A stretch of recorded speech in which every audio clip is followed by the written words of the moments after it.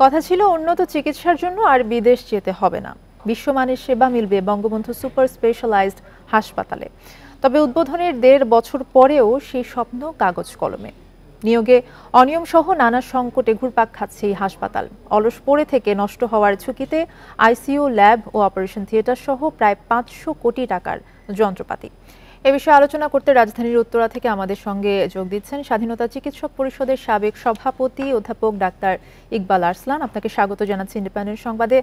আপনার কাছে শুরুতেই জানতে চাইব, বড় স্বপ্ন নিয়ে বঙ্গবন্ধু সুপার স্পেশালাইজড হাসপাতাল চালু হলেও ১.৫ বছর পরেও আসলে যথাযথ সেবা কেন মিলছে না, এই অবস্থার কারণ কি? ধন্যবাদ। যে আপনাদের প্রতিবেদনে যে অনেকখানি উঠে এসছে যে এটা সঠিকভাবে যে পরিচালিত হওয়ার জন্য যে কার্যক্রমগুলো প্রয়োজন ছিল সেগুলো আসলে হয়নি।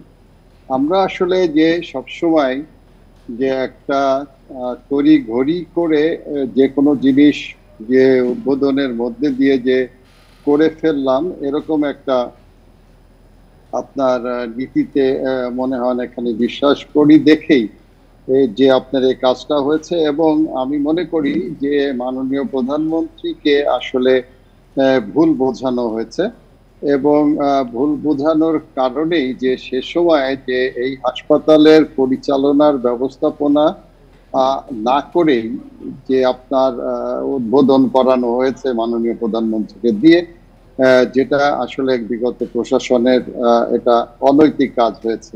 যে মানে যে মাননীয় প্রধানমন্ত্রীর সাথে একটা প্রতারণার শামিল আমি বলবো।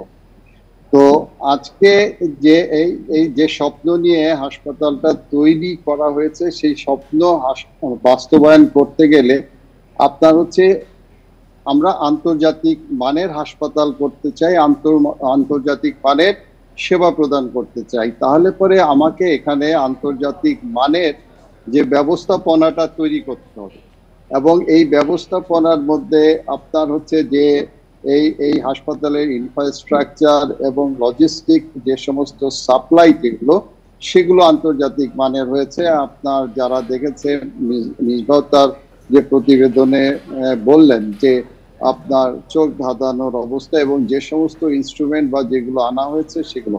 এখন দেখেন যে যিনি আসলে প্রজেক্ট ডাইরেক্টর ছিলেন, যার হাত ধরে এই প্রতিষ্ঠানটা তৈরি হচ্ছিল, তাকে আপনার বারবার বিদায় করবার জন্য যে আপনার বিগত দুটো প্রশাসন প্রতিনিয়ত চেষ্টা করেছে, এবং তাকে যে সঠিকভাবে এই হাসপাতালটা যে প্রতিষ্ঠা করে যে চালু করবার জন্য যে সময় দেওয়া বা সহযোগিতা করা, সে জায়গাটা আসলে অভাব ছিল।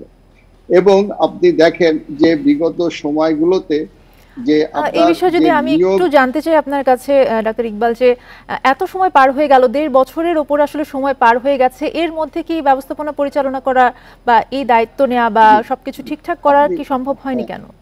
না, সম্ভব হয়নি। যে বিষয়টা হচ্ছে যে আমার তো উদ্দেশ্য ওটা বুঝতে হবে, এবং আপনার হচ্ছে যে আমার উদ্দেশ্যটা কি হাসপাতাল আপনার আন্তর্জাতিক মানের হাসপাতাল হিসেবে মানে চালু করা, নাকি আমাকে এখানে কিছু লোক নিয়োগের সুবিধা নেওয়া।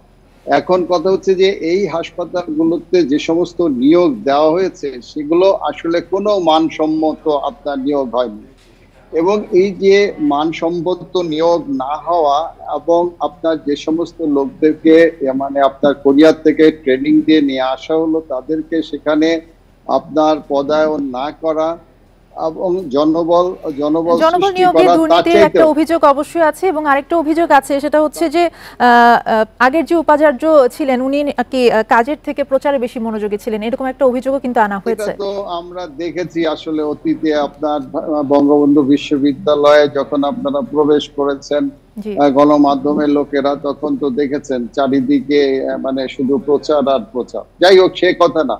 আমি যে কথাটার উপরে জোর দিতে চাই সেটা হলো যে আন্তর্জাতিক মানের সেবা প্রদান করতে হলে, এবং যে আমরা যদি চাই যে আপনার ভারত বা পার্শ্ববর্তী দেশসমূহ যেগুলো আছে সেই সমস্ত দেশগুলোতে যাতে আমাদের যারা যাচ্ছেন তারা না যেয়ে বাংলাদেশে চিকিৎসা নেন, সেজন্য কিন্তু ব্যবস্থাপনা একটা আন্তর্জাতিক মানের হতে হবে। শুধুমাত্র ইনফ্রাস্ট্রাকচার হলেই হবে না, লজিস্টিক হলেই হবে না, এখানে যে জনবল আছে সেই জনবলের আপনার কাছে বিষয়টা হবে। সবশেষে আমি আসলে মনে একটা করি বিষয় একটু ছোট করে জানতে চাইবো যে আমরা জানি যে অন্যান্য হাসপাতালে কিন্তু আইসিইউতে বেড পাওয়া যায় না, সেখানে আমরা যেরকমটা দেখেছি এখানে আইসিইউতে 100 বেড ফাঁকা থাকছে।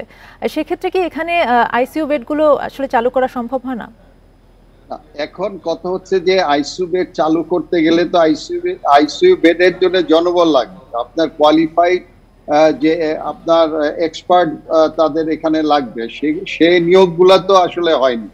এখন বিষয়টা হচ্ছে, আমি একটা কথা শেষ করি, আপনাদের সময় সংক্ষিপ্ত আছে, সেটা হচ্ছে যে আমরা যদি আন্তর্জাতিক মানের সেবা দিতে চাই তাহলে বঙ্গবন্ধু হাসপাতাল যেভাবে পরিচালিত হচ্ছে সেভাবে কিন্তু এই অংশটা পরিচালনা করলে কোনোদিনই আপনারা সে জায়গাটা পাবেন না, কোনোদিনই আপনার সোনার পাথর বাটি হয় না।